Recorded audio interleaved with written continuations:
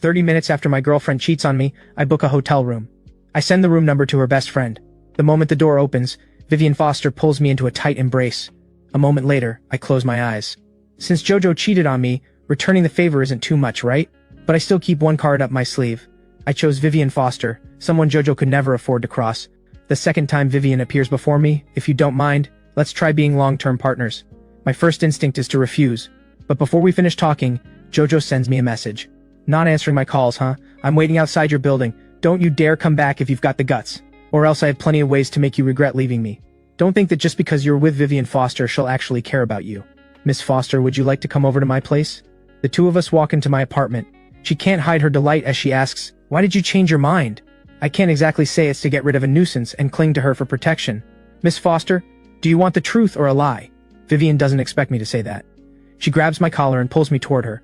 Just then, the phone on the cabinet by the door rings. Neither of us makes a move to answer it, but whoever's calling seems determined not to give up. I frown. I already know who it is. Ridiculous. No one keeps calling at a time like this. It just won't stop. Vivian reaches out impatiently and taps the answer button.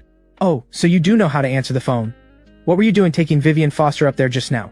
You've been up there so long, what were you trying to do? Let me tell you something, without me, you won't get anywhere in that company. There's no need for speakerphone. In the already quiet room, her voice is full of malice and warning. Whether I get promoted or not depends on me, but she really does have the power to make my life at work unbearable. Guess I just don't have a powerful father to back me up. Vivian pinches my chin, looking at me with a half smile. Her red lips curl slightly. Under her gaze, I realize she's seen right through me. Nate, focus. The other end of the line erupts. Jojo, sitting in her car, hears that cold, clear voice and hangs up in fright. Hilarious. She doesn't even have the nerve to face off with Vivian Foster. She started this, and I'll finish it. Adults own their choices, nothing to regret. When Vivian comes out of the bathroom, her long hair is still dripping wet. How does it feel, using me? I say nothing. I'll give you a week to think it over. I hope to hear a satisfying answer. In the days that follow, I completely forget what Vivian said. It was just a fling to begin with, and besides, I never planned on anything continuing with Vivian. More importantly, I simply have no time to think about it. All my time is spent chasing down clients. Several corporate anniversary events are scheduled to be held at the Sterling Hotel. If I can pull this off, the head of administration position is bound to be mine. Right now, I'm standing in the hallway outside a private room at the Regency Lounge. After taking a deep breath, I knock on the door with a smile. The moment I step in, the atmosphere is already electric. The table is covered with all kinds of liquor. Plenty of male and female hosts are mingling around. Oh, isn't that Jojo's boyfriend? I thought he was one of the new hosts. I should have known. The elusive host who's been dodging me all along wouldn't suddenly send word out of nowhere. Turns out Jojo's the one waiting for me here. Jojo's boyfriend really does have a great body. Someone who only gets promoted by pleasing me. What kind of boyfriend is that even? Jojo's arrogant voice rings out from the corner of the room. I notice she's sitting beside another man. This is the first time I've seen Jojo like this. Before this, she always put on a proper act in front of me. The moment Jojo speaks, the room instantly ignites. Come on, the pretty boy doesn't know any better. Why isn't he coming over to apologize to Miss Sinclair? I know tonight is a trap dressed up as a party, but the situation is clearly not looking good. Jojo stands and taps the marble tabletop. Come here, drink all of this. I'll give you the chance to kneel and apologize. Even the music stops in the once lively room.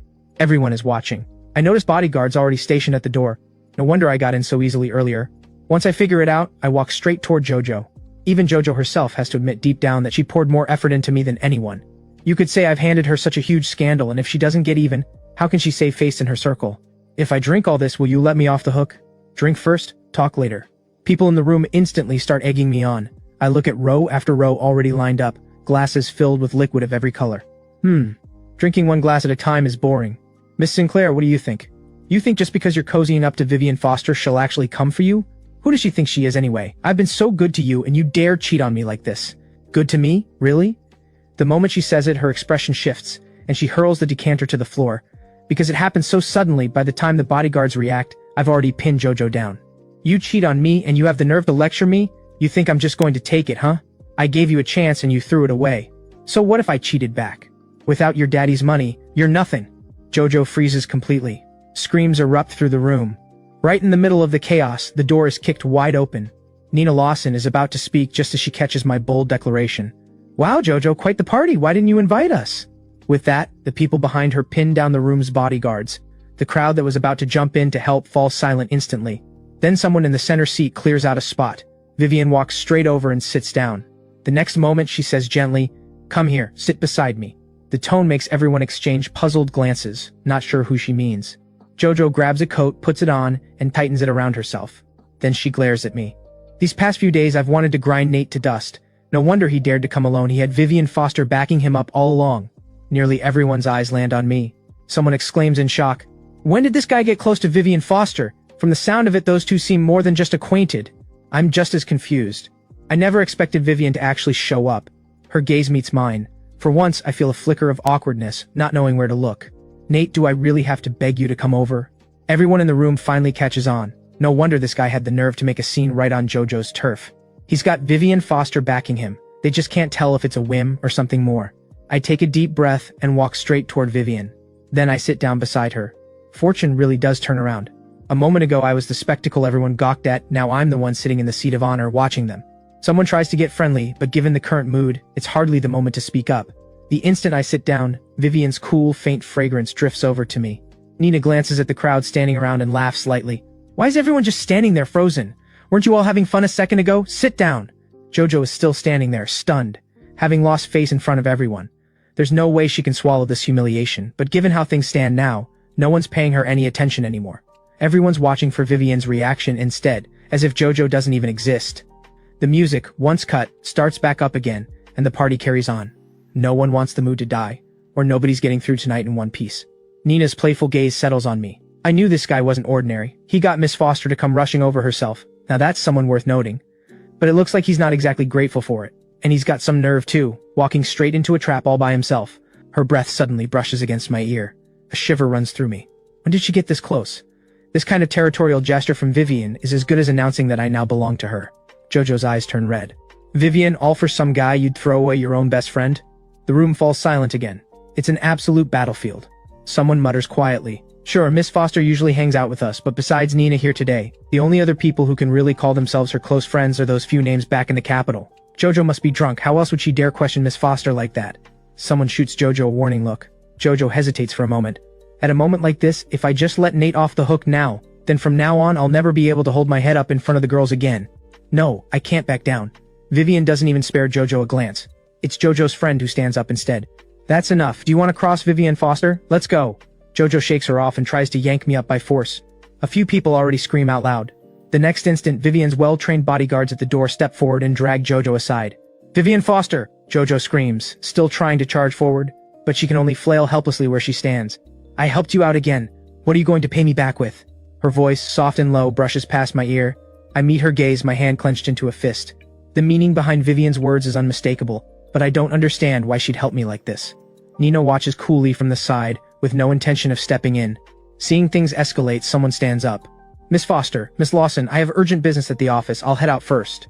Seeing Vivian doesn't react, others follow suit, standing up to leave. Vivian calls out loudly, "Nobody's leaving!" Every single footstep halts. Vivian swirls the red wine in her glass, looking at them almost carelessly. We ordered all this fine wine. It'd be a shame to leave it untouched. Don't you all agree?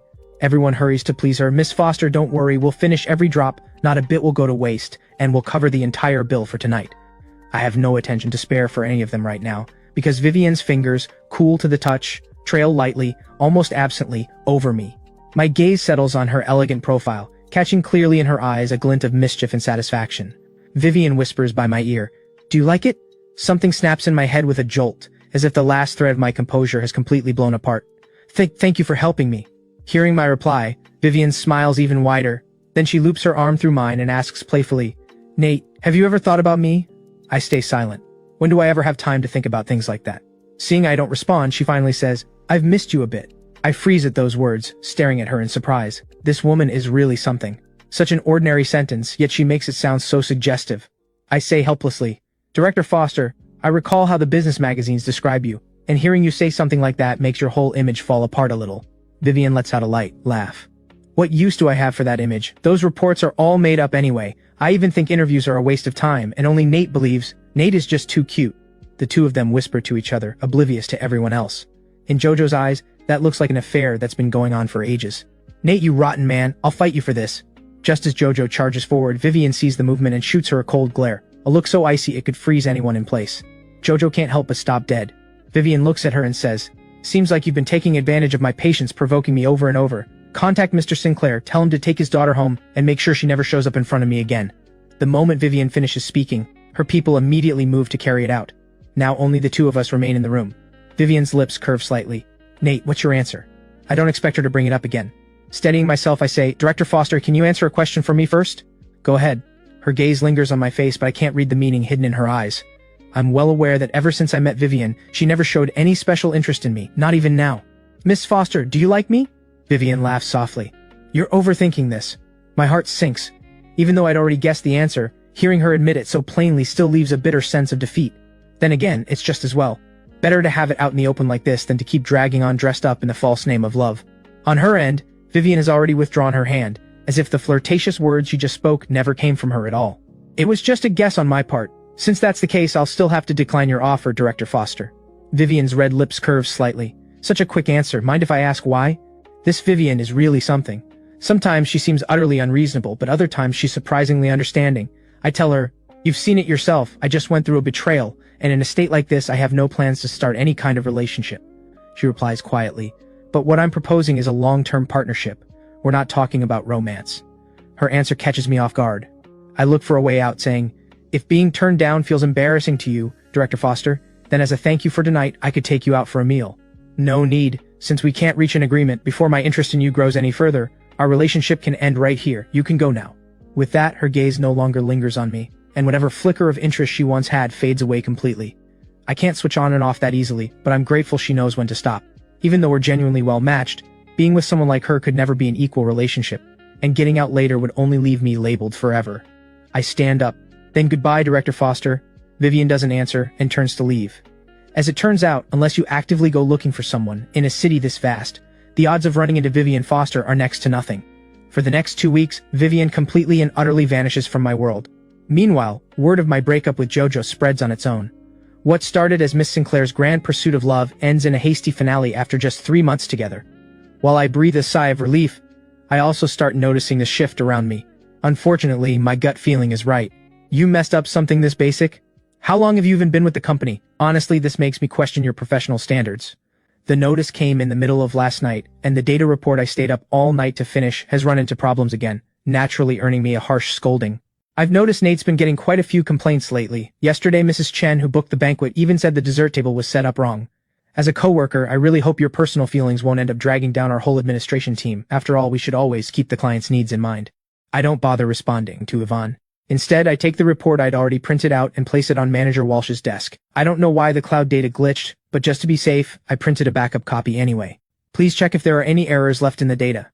Manager Walsh clearly didn't expect Nate to have a backup. He flips through it half-heartedly for show. Watching him, I let out a cold laugh inside. I already know the harassment lately is nothing more than him hearing about my breakup with Jojo and deliberately making trouble for me at work. As for Mrs. Chen, I personally went to apologize with a gift yesterday, and she's already accepted my apology. Manager Walsh pauses, tossing the report back onto his desk.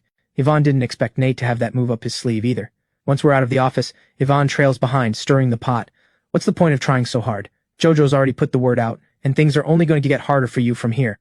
I shoot right back. Whether I can handle it is my own business. No need for you to worry about it. It's not like this is my first day in the workforce. I've dodged the same trap before. Did you really think I'd fall for it twice? You really think I'm that stupid? Seeing me come out, Ryan Lin quickly hands me a cup of coffee. Watching Yvonne head into the team leader's office, he finally rolls his eyes and says, she weaseled her way in through connections herself, and she still has the nerve to lecture us about you relying on Jojo. I let out a laugh, trying to reassure him. Forget it, there's no point arguing with someone like her. Plenty of people like her in the workplace anyway. Ryan drags his chair over and starts venting. Why is Jojo acting like a rabid dog about this? Breakups happen all the time, it's normal. And now the planning department's gotten so cocky, constantly giving us trouble. They keep saying whatever plan we come up with isn't good enough since Jojo's got their back. They're all strutting around like peacocks now. I can't exactly bring up all that mess with Jojo, so I just watch him scroll on his phone nonstop. What are you looking at? Oh, today's headline. Apparently Vivian Foster's rumored to have a boyfriend now, and he's supposedly a famous model. Ryan says it offhandedly. My hand freezes for a second. Then I put on my glasses and open up the document on my desk, checking through the day's schedule and upcoming team meetings. Ryan pats me on the shoulder. Back when you used to go to events with Jojo, did you ever run into Vivian Foster? Is she really as gorgeous as she looks in photos? I pause for a second, then say, honestly, I never really paid attention to what she looked like. Besides, Jojo was always right there. I wouldn't have dared look at anyone else. Yeah, with Jojo's temper, you'd have been in serious trouble otherwise. Fair enough. Oh right, department gathering tomorrow night, don't forget.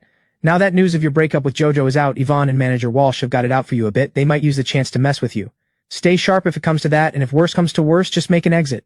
Just thinking about tomorrow gives me a headache. Got it. Thanks for the heads up. I'll be ready for it. The department gathering is set at a newly opened club. On the way there, Ryan keeps complaining in the car, asking why we can't just go home and rest at night instead of splitting the bill to entertain the bosses.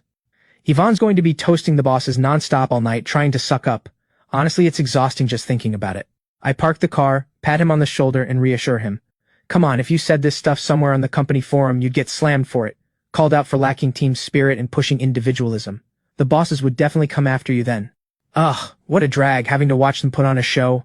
Ryan grumbles his way out of the car, and then we spot Yvonne groveling as she fawns over Manager Walsh. I think to myself, as annoying as Yvonne can be, if she's willing to bow and scrape even for someone like Manager Walsh, there's really nothing she wouldn't stoop to. I get out of the car, sigh, and say to Ryan, let's hurry inside, or being late will affect everyone else. Ryan nods and we quickly walk over together.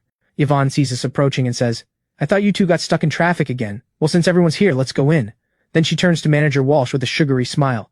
That song you sang last time, you absolutely have to close the night with it again today.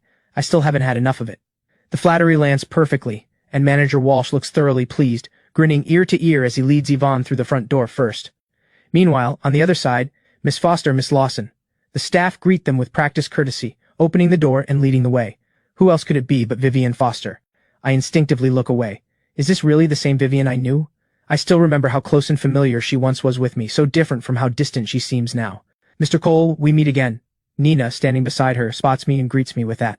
Hearing her speak, the friends behind her all turn to look at me, then tease Nina. What's this all about, keeping secrets from us, huh? Why not invite such a handsome guy to join us?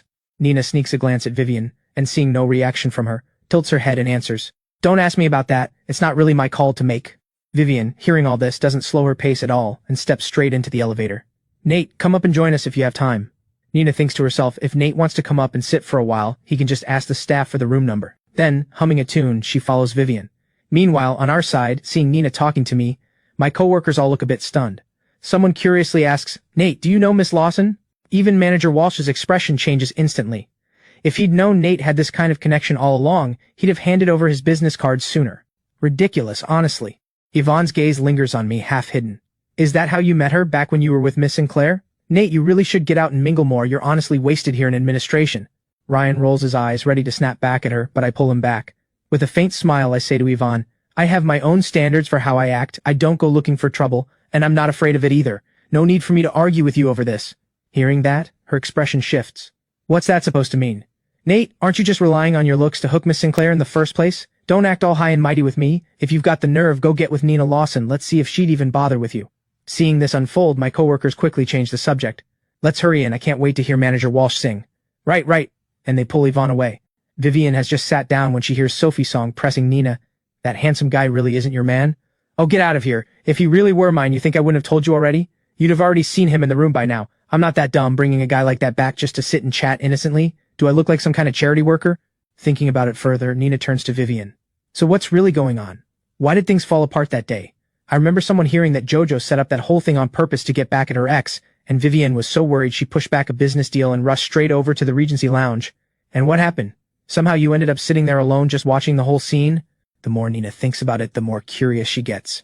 Then Vivian's cool, even voice cuts in. Worry about your own business, don't pay so much attention to everything else.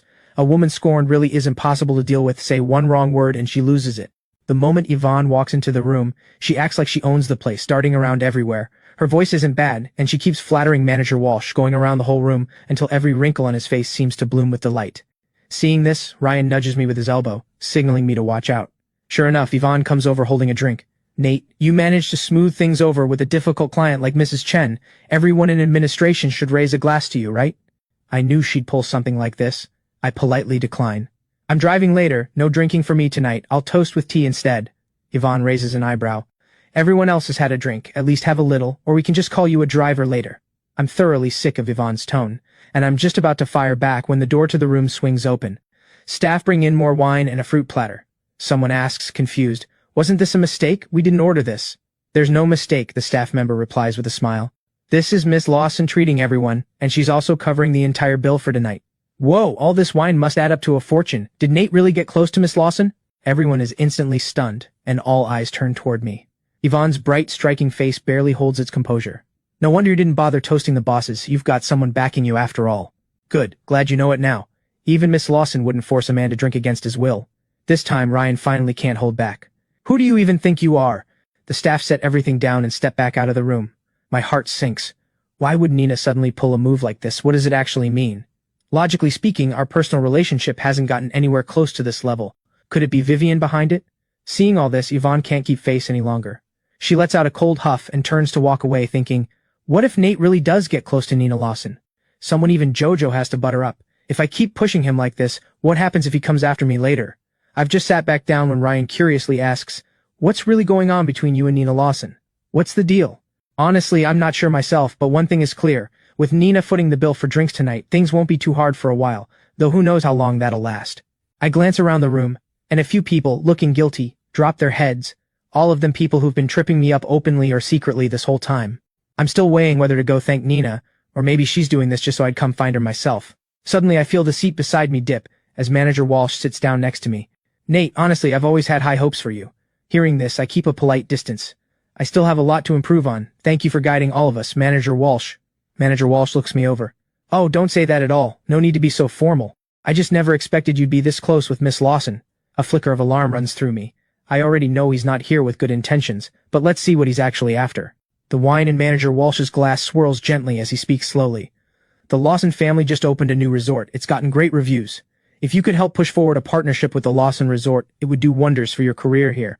What kind of joke is this? A project like that, even our top boss, Director Gao himself, might not be able to land it. What makes him think I could win over that tough old shark? This is absolutely insane. I let a slight smile pull at the corner of my mouth and say nothing more. Instead, while he's dangling this carrot in front of me, I casually toss out a line. If I happen to run into Miss Lawson again, I'll try to bring it up. Though honestly, I'm not that close with her. Is that so?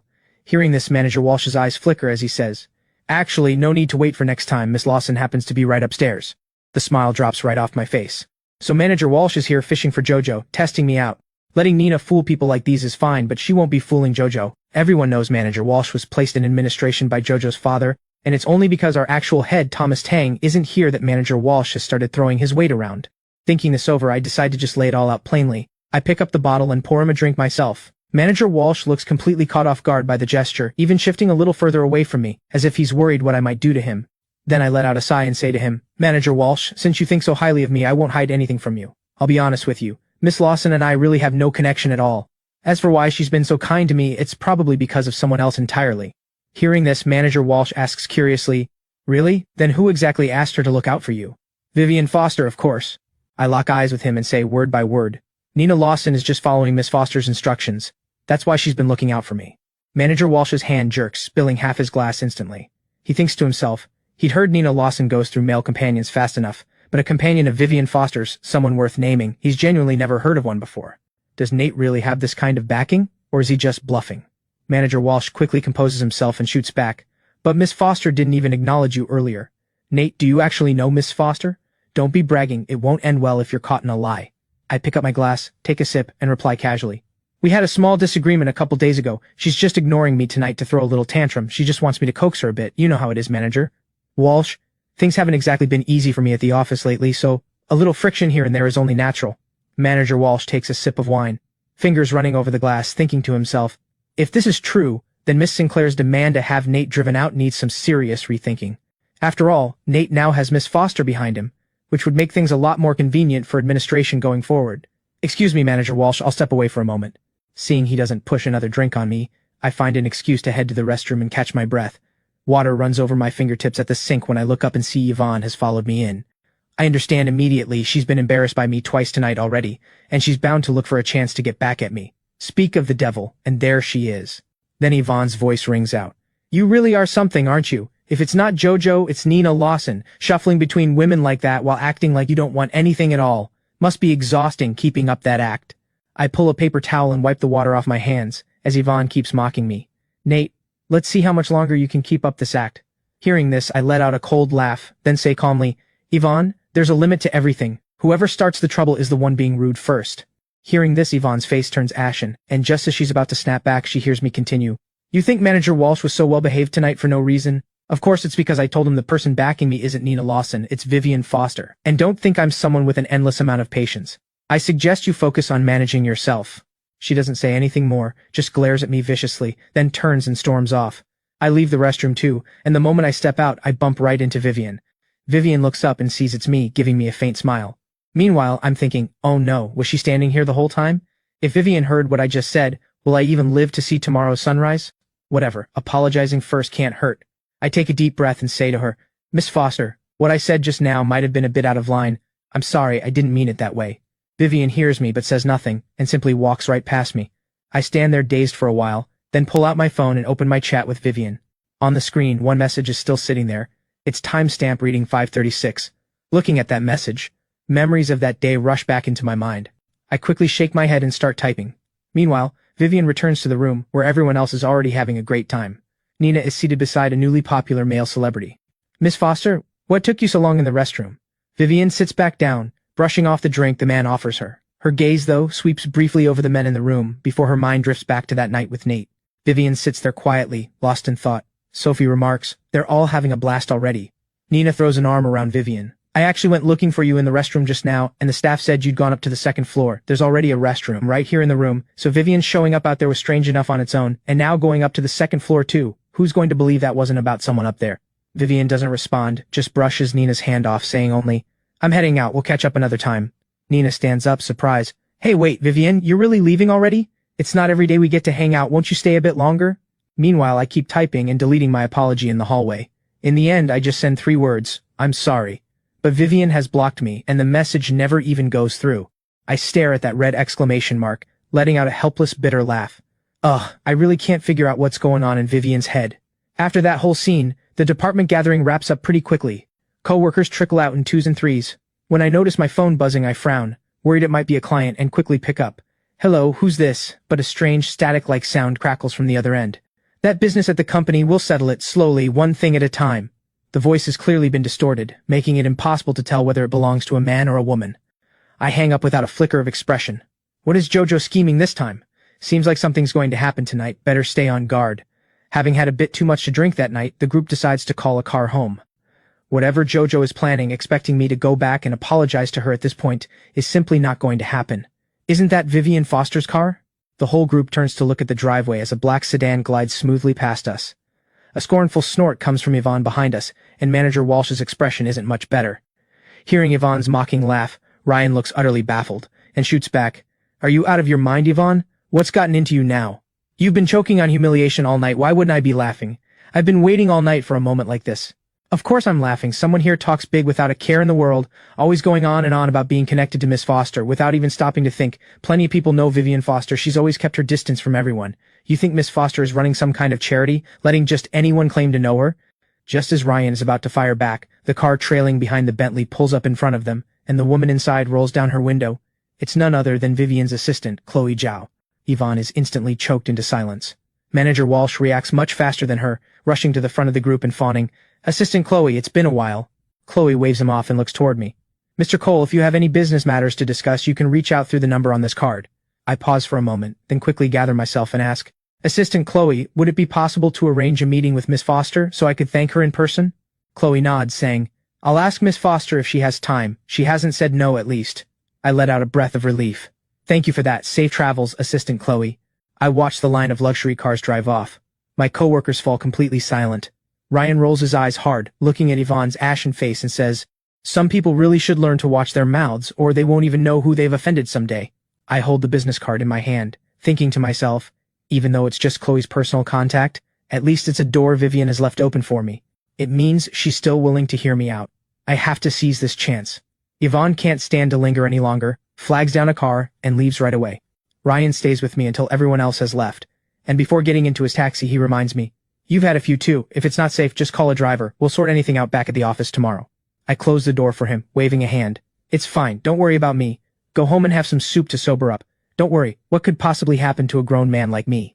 After watching the taxi drive off, I stand there for a moment, just about to head to my car and wait while calling a designated driver. Someone has left a suspicious, unidentified object in the passenger seat, clearly some kind of deliberate prank.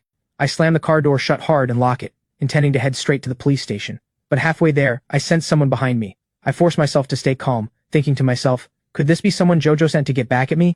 No, I need to get out of here fast. Then a pair of headlights flick on, and someone steps out of the car, suddenly tapping me on the arm. I jerk my arm away sharply and demand, What do you want? Who sent you? Then I catch sight of her delicate face and freeze. Vivian, why is she here? What happened? You look terrified. There's something suspicious in my passenger seat. I think someone Jojo sent tampered with my car. I was just about to go report it to the police, but then I noticed someone following me, so I was trying to get away from here quickly to shake them off. After hearing what I said, Vivian immediately instructs the bodyguard who came with her. Check his car, then report it to the police. The bodyguard, hearing the order, moves to carry it out. I stand there, still replaying the whole scene in my head. Meanwhile, Vivian opens the car door. Get in, I'll drive you home. I don't move, still lost in my own thoughts.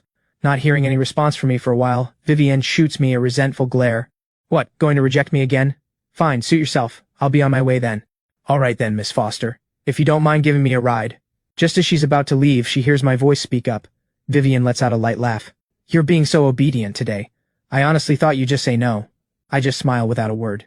Miss Foster, weren't you leaving just now? I ask once we're in the car. You seem quite interested in where I go. What, do you like me? That car everyone mentioned pulling out at the intersection earlier, turns out it was yours. I ignore her teasing. Vivian, looking a bit exasperated, lets out a light sigh.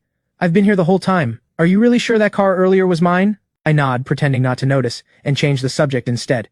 Thank you so much for tonight. I'm lucky you were there. Vivian suddenly loses interest in talking to me. It wasn't deliberately for you. I just happened to stop here. Her tone turns cold. No need to keep thanking me over and over. She's just feeling restless, just zoning out here. That's all. Genuinely not waiting here for him on purpose, and she couldn't care less how he's doing anyway. Hearing Vivian say this, I don't know what else to say. An awkward silence fills the car. The driver glances at us through the rearview mirror a few times, before finally working up the nerve to ask, Director Foster, are we headed home, or... Vivian glances briefly at my silence and says, Riverside Manor. The car is already quiet, and Vivian closes her eyes to rest. I don't relax at all, though. My nerves still on edge, still unable to figure out why Vivian, known for keeping everyone at arm's length, would go so far for someone like me, someone she's barely met.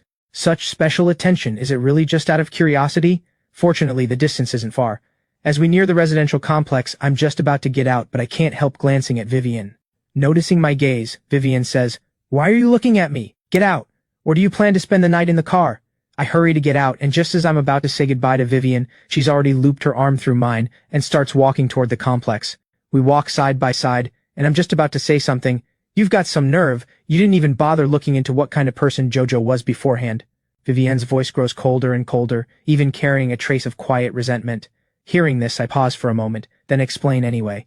Even though I was with her, I honestly didn't know much about her past. And besides, I think once two people are together, what matters is the present and the future, not the past. So I never paid too much attention to that side of things. Vivian stares at me in disbelief, before eventually just stopping in place. Go on then, she says. You're making a fair point. In that moment, it almost feels like I'm giving a report to a superior. I study Vivian's expression, and seeing she's fairly calm, I go on. As for the betrayal, I'll admit I've taken it pretty hard, but Jojo lied to me over and over, and I had to protect my own dignity. As for you, Miss Foster, I still owe you an apology. I shouldn't have, after turning you down, brought up our past connection in front of my coworkers, just to make myself feel a little better. After I finish speaking, my gaze drifts toward Vivian on its own. After a long silence, she lets out a cold huff, before finally speaking slowly. Your judgment of people really isn't great. I can hear the meaning behind her words too. Basically thinking there's something wrong with me, choosing to play Jojo's tedious love games instead of staying with her. But it's precisely because she's so far out of reach that I dare not overstep with her even more. The two of us walk on, one behind the other, until we reach the entrance of my building, and just as I'm about to open the door, I remember Vivian is still here. I turn to her, extending an invitation, trying my best to keep it from sounding too suggestive. Miss Foster, would you like to come up for a bit? But with the two of us alone right at my doorstep, it doesn't feel right to just send her away. Seeing my reaction, Vivian lets out a light laugh, just about to decline, when the next second Jojo, who's been hiding here waiting for me, Nate, please, I'm begging you, can we please get back together? I promise I'll treat you right from now on. I stare in shock at this woman standing before me, clearly worked up. Vivian looks at Jojo standing there and frowns. Jojo, this is really too much. If you ever dare do something like this again, don't blame me for sending you exactly where you deserve to be. With that, she gives a look to the bodyguard nearby, and the bodyguard leads Jojo away. It's just the two of us left again. Vivian speaks up. This time you're coming with me. This address really isn't safe. I'd assumed she'd just have someone take me to a hotel, but it isn't until we drive into the gated community that I realize she is taking me home with her. The lights flick on in the entryway. Vivian Foster's world opens up to me completely. Vivian's wealth speaks for itself here. From the entrance to the decor, everything is simple yet grand, thoughtful in every detail. Just the paintings hanging in the hallway already show impeccable taste. Vivian walks ahead of me, Then she turns and tells me it's fine, you don't need to change your shoes. I follow behind her. The living room is huge, mostly modern in style. Vivian probably isn't home much, so there's no trace anyone actually lives here. I see her head straight upstairs, so I hurry to follow. Vivian stops at a room at the end of the hallway. Only then does she turn to look at me. This is your room. Go wash up. You've had a tiring day too. Get some rest early. Seeing that I don't move, Vivian teases, what's wrong? Not happy with the room? Or do you want to sleep in the master bedroom? Hearing that, my ears turn red. I quickly explain, that's not what I meant. I just thought your boyfriend might mind. Vivian hears this and asks, puzzled, who told you I have a boyfriend? Where did you hear that? She looks at my startled expression, and for a moment I don't know what to say. I feel a bit embarrassed. Just as I try to end the conversation, I hear her voice again. So what do you think of JoJo now? Do you regret being with her? I freeze for a second. When choosing a partner, not looking into their past is an incredibly foolish thing to do, so regretting it afterward makes perfect sense. With that, Vivian doesn't wait for my reply. She walks straight into the master bedroom. I stand there dazed a moment before it hits me. Wait, is that what she meant? Vivian, she's actually questioning my judgment in picking a partner. I'm so annoyed, but I can't argue against it either. I stand there thinking it over a long while. Then I push open my door and go in, grab my toiletries and head to the bathroom. My mind is still turning it over, wondering how I should apologize to her tomorrow. It feels so awkward. Forget it. Tomorrow's problems can wait for tomorrow. Right now my only job is to rest well, since I have work tomorrow. Meanwhile, in the master bedroom, Vivian slips on a bathrobe and pours herself a glass of red wine. Just then her phone lights up with a call. She picks it up. Hey, spit it out if you've got something. On the other end, noisy background chatter comes through. Nina Lawson asks curiously, didn't you just go home? How'd you end up bringing your Nate home with you? Vivian stands by the window, watching the shadows of the trees sway outside. She says flatly, I brought him because I wanted to, since when do I need a reason? Nina's caught off guard by the answer. Then she teases, Vivian, you're such a liar. Tell me the truth, have you actually fallen for Nate? Vivian hears this and answers righteously, are you saying you just watched JoJo take revenge on Nate? Out of basic human decency I have to lend a hand. Nina scoffs and shoots back, Vivian, don't play dumb with me. You know exactly what I mean. Vivian sets down her wine glass. If 2 or 3 days together is enough to fall for someone, then your line of boyfriends could stretch from the Lawson estate gate all the way to City A. Then she hangs up. That can't be right, Nina thinks. Am I overthinking this? But judging by how Vivian's acting, she clearly cares a lot about this Nate guy. So strange. Did I make a huge mistake? By bringing Nate into this at all? Great, just great. Now even I know something's up. Meanwhile, after I finish washing up, I lie in the guest room, unable to sleep. Something feels off. What does Vivian actually mean by all this? Did she really just take me in out of pure kindness? The more I think about it, the more restless I get, and just as I'm tossing and turning, footsteps sound at the door. I bolt upright, my heart pounding. Why is she coming over here? Could it be, are you asleep? I think for a moment and finally ask, Miss Foster, is there something you need this late? Nothing in particular. Just checking in on you. Get some rest soon. With that, I hear Vivian's footsteps fade away, and right then, sleepiness finally hits me. Early the next morning, my 7 o'clock alarm wakes me right on time. I get up and wash up, and just as I step out the door, I hear voices downstairs. Turns out Vivian's assistant and secretary are both there. Vivian sits on the sofa listening to their reports. As if sensing something, she glances up in my direction. Here's the situation, she says to them. Go handle it. Report to me if anything comes up. Yes, Director Foster, they answer respectfully, then quietly step out. The house falls back into its usual quiet. Come down once you're ready. There's no one else here now. Hearing that, I nod, head downstairs, and greet Vivian. Morning, Miss Foster. Let's eat. Breakfast is ready. Only then do I notice the table's already set with all kinds of breakfast dishes, both Western and Chinese. The spread is generous. I suddenly remember I've been skipping breakfast to sleep in lately. Today I can finally eat properly. I pull out a chair and sit down looking at Vivian, puzzled. You don't eat breakfast? Doesn't that make you hungry? Vivian, sitting on the sofa replying to messages, says, I've already eaten, just eat, don't worry about me. Also, I'd suggest if you're free today, take the day off first and go handle the police report about JoJo. Of course, Assistant Chloe will go with you and help. Hearing that, I ask cautiously, if it comes to that, how will JoJo actually be punished? That depends on how the police handle it and how you describe what happened. This case could go either way, small or serious. I figure it won't drag on for long, but what worries me is whether JoJo after this might spiral even further out of control. Thinking about it, I sigh. Relax. An investigation like this won't wrap up that fast anyway. At the very least, she won't be bothering you again anytime soon. Just the Sinclair family's own internal mess, plus JoJo's own buried history from years back. That alone will keep them busy for a long while. I know Vivian's way of doing things, so I know I can rest easy for now. Then she suddenly changes the subject. What do you want for lunch? I'll have the chef make it. It dawns on me that she means we're having lunch together too. On second thought, if I refuse, does that mean Vivienne will stop getting involved in the JoJo matter? After a lot of hesitation, I finally ask, Miss Foster, can I take this to mean that you like spending time with me, which is why you care about me so much and help me solve my problems? Vivienne hears this and replies distantly, and if it is, if I remember correctly, it's always been you coming to find me. That's true. Because on this front, we're equals. Going forward, it'd probably be best if we don't get too involved in each other's lives. When needed, we can just call and arrange a time or set a regular schedule. What do you think? Vivienne hears my request and looks a little surprised at what I'm asking. After a moment of silence, she asks curiously, even gifts I give you, you'd turn those down too? I knew she'd react this way. I know that staying close to Vivienne could get me plenty of help and open doors to a higher social circle, but I don't want to bet my whole future on someone else. Let's just stay respectful of each other, ordinary friends with no strings attached. We reach out when we need to, no material entanglements, so it's clean if we ever go our separate ways. Yes. Then I say, if you wanted to keep this kind of relationship going, I'd rather we skip the gifts as much as possible. If we ever part ways, it'll just be messy to untangle otherwise. I understand. Vivienne nods and replies flatly, that's fine, it's simpler for both of us this way. Then she gets up, not waiting for my reaction, and walks straight out. When Chloe walks in, I'm just about to gather my things and follow Assistant Chloe.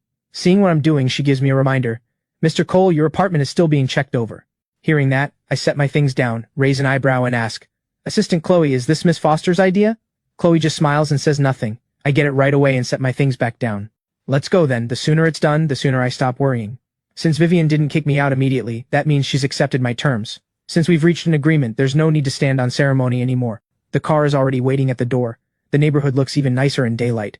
Once I get in the car, Chloe hands me a file. This is Miss Sinclair's statement from last night. The case mainly involves stalking and intimidation. You don't need to worry too much about the rest. We'll take care of it. I look over JoJo's statement. It claims this was just a prank between a couple. I let out a cold laugh. I won't accept a private settlement, I say. I'm sticking with my original decision on this. Director Foster said the same thing. She'll also help find you a good lawyer to handle it. I raise an eyebrow, thinking to myself that I really do owe Vivienne thanks for this. She didn't have to get involved in this at all, but she stepped in anyway just to help me. I nod. Right, I really do owe Director Foster my thanks, and thank you too, Assistant Chloe, for all your work. Chloe sits beside me, quiet, until we're near the police station when she gives a warning. Mr. and Mrs. Sinclair arrived last night. They're quite emotional. I'd suggest you avoid confronting them directly. Hearing that brings back a memory. Back when JoJo and I were together, there was a time we ran into her parents while out shopping. I don't remember the details clearly anymore, but their arrogant, condescending manner is something I haven't forgotten.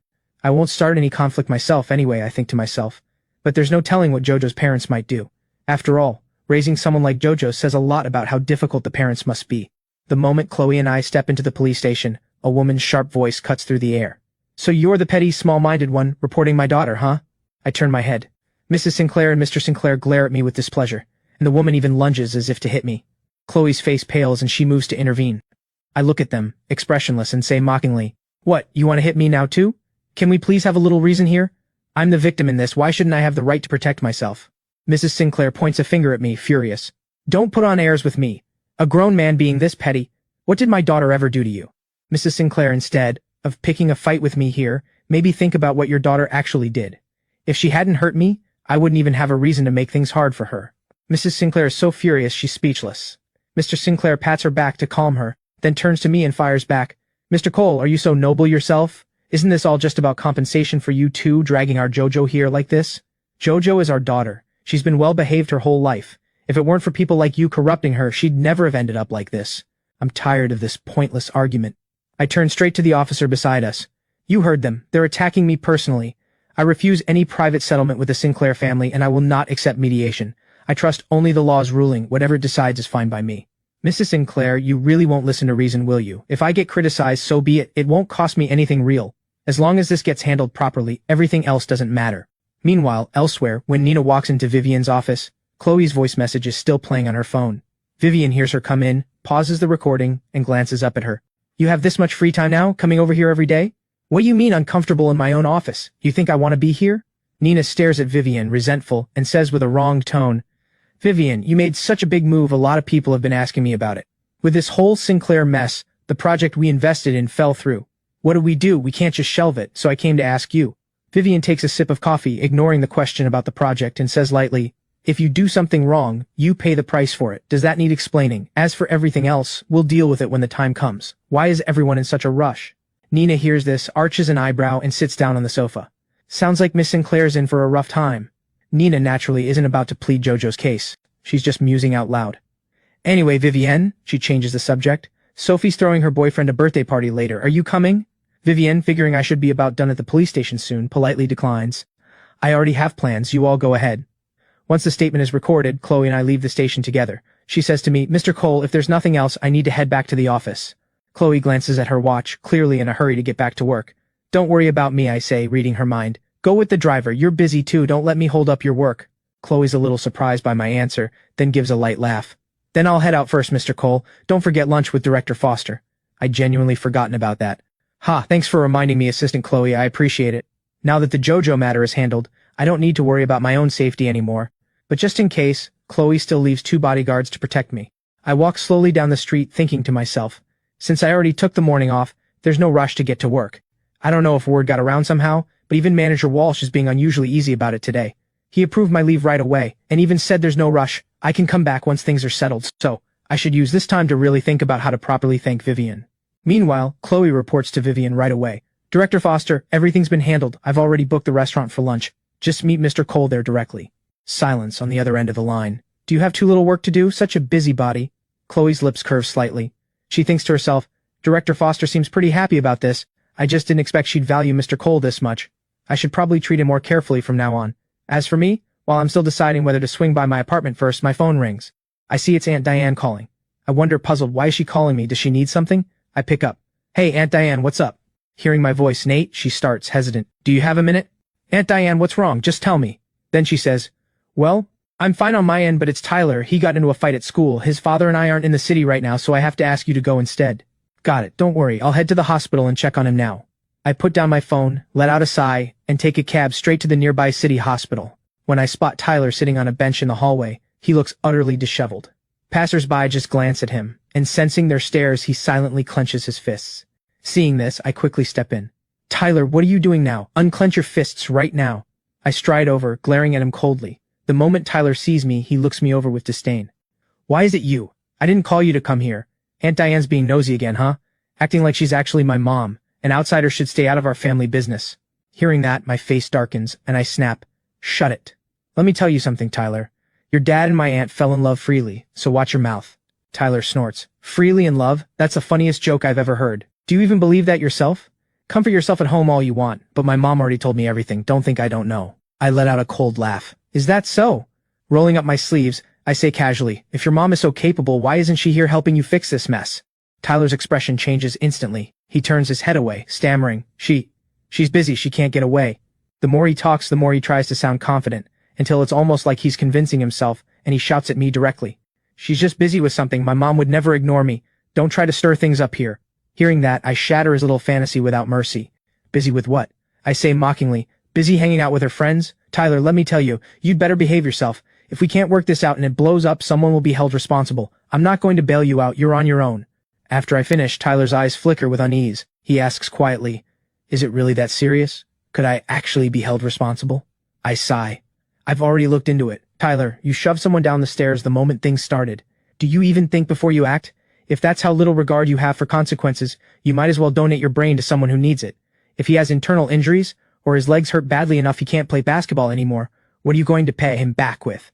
Well, he's always putting on an act, Tyler mutters. I didn't think he'd actually fall.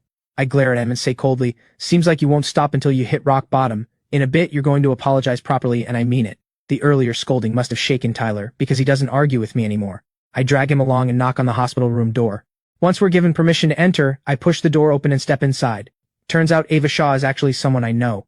Jojo had taken me to a few of their gatherings before, and once I saw her at a new club Ava had just opened. That was the first time we ever met. Though my nerves ease up a little, I'm still worried, because this is the Shaw family after all, and this isn't exactly a small matter. Can this really be resolved easily? I'm at a loss. Of all the people for this troublemaker Tyler to provoke, how did he end up crossing the one person he really shouldn't have? Miss Shaw. I speak up cautiously. Ava stands by the window, and hearing the noise, she turns and sees me, looking a bit surprised herself. Nate? What is he doing here? What a rare visitor. Well, for Vivienne's sake, let me ask him a few things. Seeing Ava's fairly calm demeanor, I choose my words carefully. Miss Shaw, this whole thing is our fault, entirely our mistake. Whatever compensation you need, we'll do our best to provide it. Ava gives a light laugh and shakes her head. My uncle only has this one child. The whole family has spoiled him like a treasure since he was little. Now he even has to drop out of the basketball tournament, and whether he'll ever play basketball again is anyone's guess. Under these circumstances, what exactly can you offer to make up for that? Even someone as dense as Tyler can tell this woman isn't someone to mess with. For once, he stays silent. I stay silent too, my mind racing to find a way forward. Ava glances between Tyler and me and asks curiously, "What's your relationship to each other?" I'm caught off guard for a second, then quickly answer, "He's kind of like my brother, I suppose." "Is that so? Doesn't seem like your brother sees you that way." "You, go outside first, I need to talk to him." "Tyler." Ava says this to Tyler in a distant, dismissive tone, and Tyler immediately leaves without looking back, clearly dumping the whole situation on me. If it weren't for Aunt Diane, I really wouldn't want to deal with an ungrateful brat like him for even a second. He's always the first to bolt when things get real. Now it's just Ava and me in the room. Ava sits down on the sofa and asks, "The situation with Jojo has something to do with you, doesn't it?" I didn't expect her to bring up Jojo instead of pressing further about Tyler. I answer, "There's some connection, yes. Why do you ask?" Ava hears this and looks me over. I have to admit, this man in front of her really is handsome. My family doesn't need compensation. But I'll give you this favor. I won't make things hard for your brother. I'm overjoyed. "Really, Miss Shaw? Thank you so much. I promise we'll keep a better eye on him from now on." Ava laughs slightly. "Don't get the wrong idea. I'm doing this for Vivian's sake too." I pause, surprised. So it's because of Vivian. No wonder Ava let this go so easily. Otherwise, knowing the Shaw family's temperament, there's no way my dear brother would ever finish high school peacefully. He'd probably end up with a permanent record. I look at Ava, not sure what else to say. "Don't worry, I'm not the one losing out here. My aunt's gone to see the attending doctor right now, so take your brother and leave while you can. Otherwise it'll be harder for me to help once she's back. Miss Shaw, I owe you one. I won't forget this." Ava looks at me with a faint, unreadable smile, watching me leave, then sends a text to Vivian. I step out of the hospital room and see Tyler standing off to the side, head down, playing on his phone. Tyler glances up, sees my sour expression, and blows a bubble with his gum, asking lazily, "So, can we leave now?"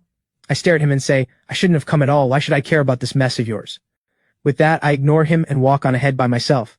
Tyler freezes for a moment, then hurries after me. "Hey, what's that supposed to mean? Think I'm too much trouble for you? You could have just left earlier then. Who asked you to look out for me anyway?" I press the elevator button, glancing him up and down mockingly. "You've got a lot of nerve right now, shouting at me like this. All because you know your age keeps you out of trouble. I'll be honest with you too. If Aunt Diane hadn't called me, I wouldn't have set foot in this place at all." Tyler knows full well I won't coddle him. He disliked me the very first time we met, and now, hearing my words cut into him like knives, it only makes him more uncomfortable. He snaps back. "You think you're so noble? The way that woman was looking at you just now, don't think I don't notice it." "What look?" Tyler scoffs. "You and your aunt are the same, good-looking enough to be annoying." I laugh coldly. "Well, nothing I can do about that. Who's to blame if you didn't get the looks?" Tyler's face turns livid with anger. The elevator arrives, and I look at him, standing there refusing to get in. Reluctant or not, the person who spoke up for you today is exactly the kind of person you look down on. With that, I let the elevator doors close. Only then do I finally relax, leaning back against the wall. I think to myself, Tyler's always at odds with me, and the only one really stuck in the middle is Aunt Diane. She's the only family I have left in this world. If I could help it, I wouldn't want to make things hard for her either.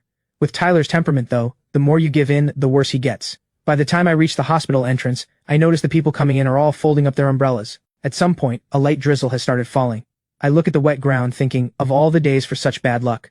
Just as I'm troubled, wondering how long this rain is going to last, my phone rings. I answer, and Assistant Chloe's voice comes through.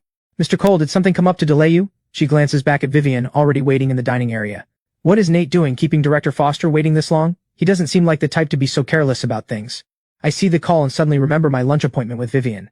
But I quickly gather my thoughts and say to Chloe, "I want to cook a meal for Director Foster myself. I'm out buying groceries right now and I've had something to deal with. I'll contact her myself in a bit, don't worry." Chloe lets out a breath of relief and replies, "All right, Mr. Cole, just don't forget to reach out to her." A few minutes earlier, Vivian had already received a message from Ava, but she doesn't react much to it. "Sorry about this, something came up this afternoon, I have to stand you up for lunch. Can I cook you dinner tonight instead? Whatever you like, I'll make it for you." Vivian's mood, a bit irritated moments ago, inexplicably settles just from listening to this voice message. Her red lips curve into a small smile. "Sure. Whatever you make is fine, I'm not a picky eater." I read her reply with a knowing smile. I don't have that many signature dishes, but thankfully Vivian isn't picky, or I'd probably need to call in reinforcements. I reply, "I'll do my best to match your taste and give you a good dinner." A while later she replies, this time with another voice message. "I find a quieter spot and play it. More than the meal, I just want you by my side." For a moment I have nothing to say. That line from Vivian genuinely leaves me speechless. Thankfully, she doesn't message me again, or things might get a little too awkward. Just as I let out a breath of relief, I notice, off to the side, two bodyguards in suits walking toward me. My first instinct is to turn back into the hospital and call for help. But they're already right in front of me. Mr. Cole, we're the bodyguard's assistant Chloe arranged for you. We noticed you don't have an umbrella. Would you like us to drive you to your destination? I stand there, a little stunned. Have you two been following me this whole time? The guard looks a bit embarrassed. We're private security hired through Foster. Unless necessary, we wouldn't have shown ourselves. Though a bit put off, I know these are special circumstances right now. I reply, I need to get back to Director Foster's residence. Just find a supermarket nearby it and drop me off there. Once in the car, I remember to text Aunt Diane back. They're not holding it against him anymore, but Tyler needs to understand the real stakes here. He can't keep expecting someone to clean up after him, including compensation and everything else. Once you're back, you should really take him to apologize in person, to make your position clear. Right after I send it, she replies instantly. Understood, Nate. It's been a while since you've come by for dinner. Have you been taking care of yourself lately? Seeing her caring message, my heart aches a little. I reply, I'm doing just fine, Aunt Diane, don't worry. I'll come home for dinner whenever I get the chance. Vivian has an unexpected meeting come up that evening. By the time Chloe reaches out to let me know, I'm already at the supermarket buying groceries. Chloe's call comes at just the right time. Director Foster has a last-minute meeting. She asked me to let you know. That's fine, I'll just wait for her. These kinds of business dinners are usually more drinking than eating anyway, so she'll probably feel a bit rough when she gets home. Making her something to eat will be just right. Then I ask, Assistant Chloe, what kind of food does she usually prefer? Chloe considers for a moment. Director Foster's mother is from Haicheng, that's about all I can share. So I pick up some ribs and fish, then head back to Vivian's house. While changing shoes at the door, I notice there's suddenly an extra pair of slippers, matching Vivian's own. A little surprised, I assume someone else has come by, but after checking around, it's still just me here. The guest room now has a whole set of new toiletries, as if I'm meant to be living here long term. My phone buzzes, I pick it up and check. It's a message from Vivian. If you're bored, feel free to use the screening room downstairs. I'll be back a bit late tonight. Sure, no problem. I'll wait for you to get back. I change into home clothes and head to the kitchen to prep the meal. I work fast and finish up in under an hour. It's still early before Vivian gets back, so I wander around the house out of boredom. I'd assumed the house only had 2 floors, but then I find an elevator that goes down, revealing a whole hidden level below. Too bad Vivian's rarely home, so I skip past the study and find, at the end of the hallway, an actual music room. I never expected that Vivian plays an instrument. Impressed, I finally head to the screening room, pick out an obscure little film, watch for a while, and end up dozing off. Meanwhile, at her business dinner, Vivian stares at her phone, saying nothing. The people around her notice. Director Foster's been on her phone all night. Is something urgent going on? Since Vivian never really has boyfriends around, no one even thinks to guess it's about a man. Nothing urgent. I just picked up a big stray dog last night, wondering if he's bored at home alone. Everyone at the table is sharp enough to exchange a knowing glance, and no one suggests moving on to a second venue. By the time Vivian gets home, it's already late at night. 4 or 5 dishes sit on the table. She glances over them briefly, and surprisingly, they match her taste perfectly. Back in the screening room, I catch a faint scent of orchid drifting near me. I open my eyes, Miss Foster, to find Vivian leaning over, just about to wake me. You're back. The food's probably gone cold, it won't taste good anymore. Seeing my relaxed, easygoing manner, Vivian laughs softly. It's fine, I'll just reheat it. I nod, then say, let me make you some hangover soup too. I catch the smell of alcohol on her right away.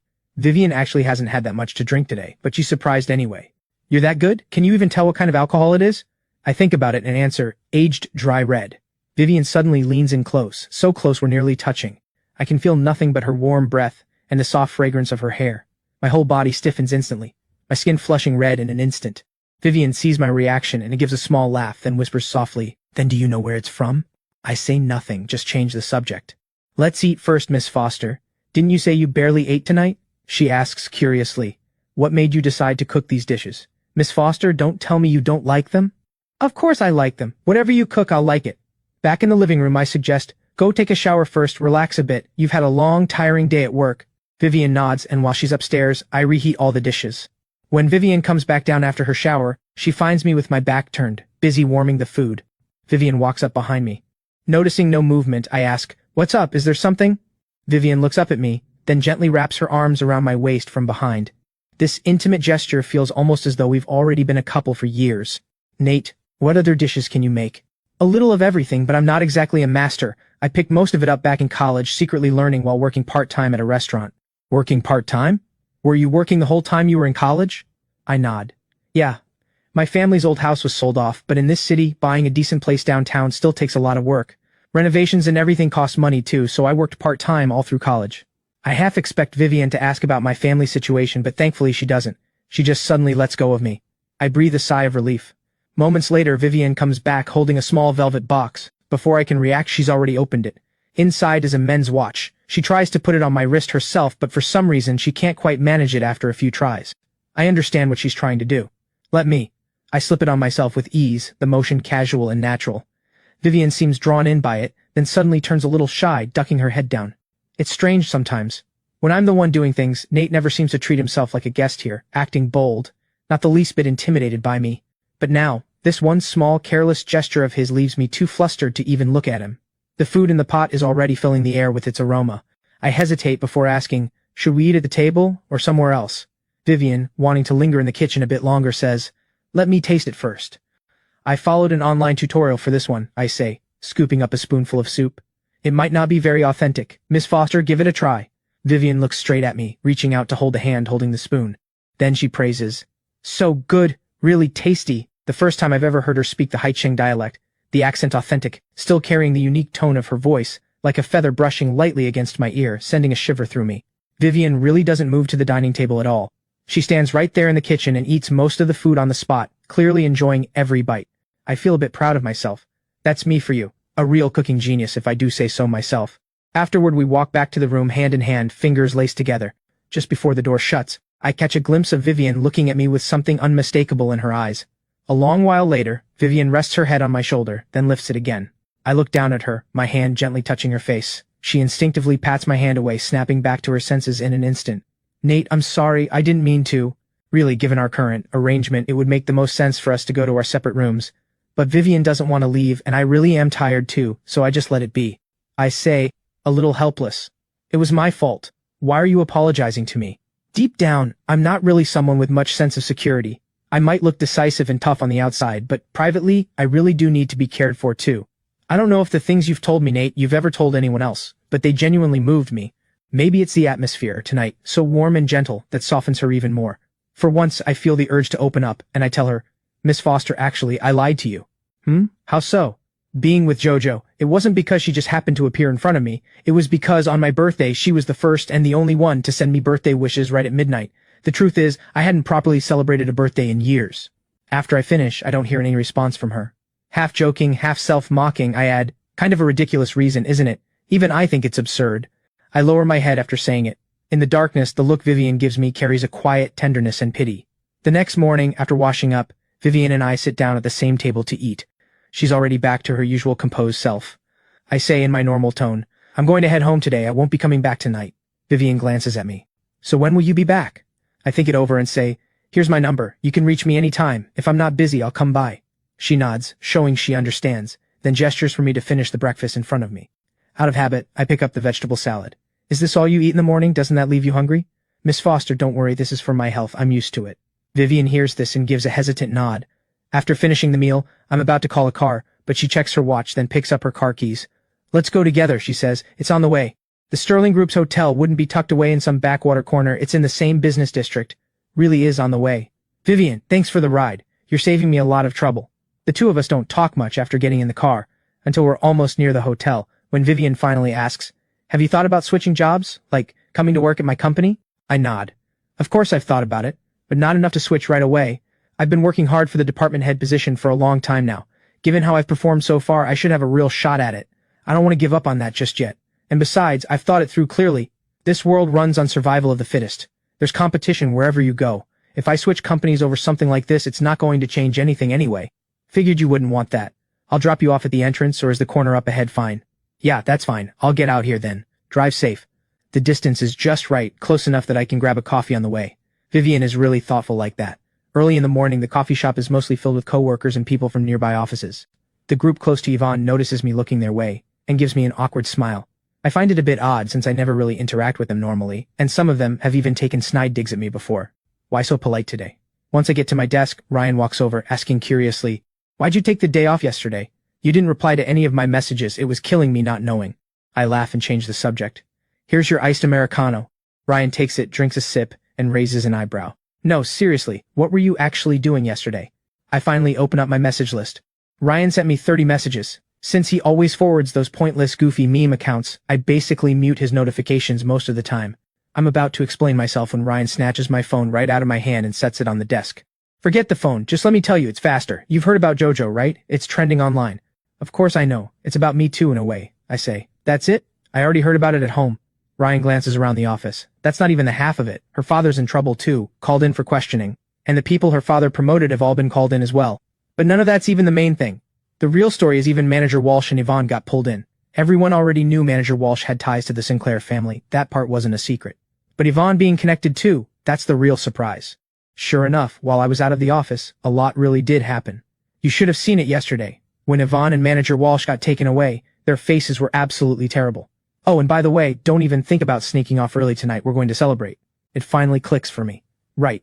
If Yvonne can't clear her name completely, then the department head position is almost certainly going to fall to me. No wonder that whole group close to her has been so polite to me today. So that's what's going on. Of course I'm in. Sophie recommended a place before, a new spot that just opened nearby. Let's go there tonight.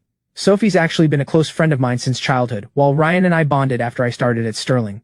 The three of us get along well and often hang out together. As the group's resident foodie and travel expert, Sophie's food review vlog already has 1 million followers.